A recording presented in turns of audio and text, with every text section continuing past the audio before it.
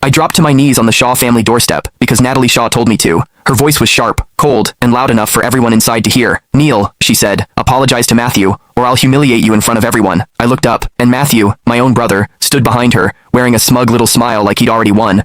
That was the moment my chest went hollow, not because I was shocked, because I'd lived this nightmare before. In my last life, I spent 10 years chasing Natalie. I married her, I handed her everything, and she repaid me with the kind of betrayal that rots you from the inside out, until I died miserable and alone. Then I opened my eyes, and I was back at the exact night everything began, the night I had to choose a fiancé. My father's brother-in-arms slid 2 photos in front of me.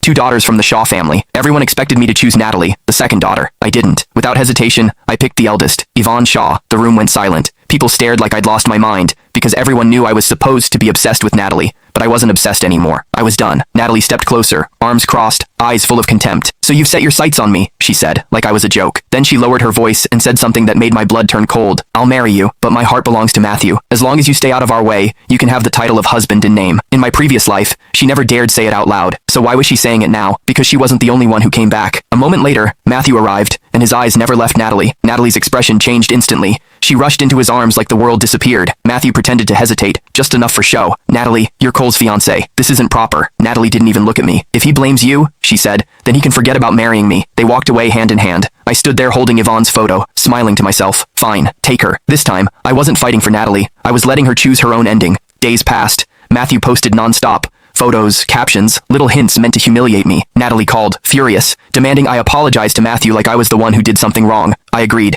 Not because I wanted peace.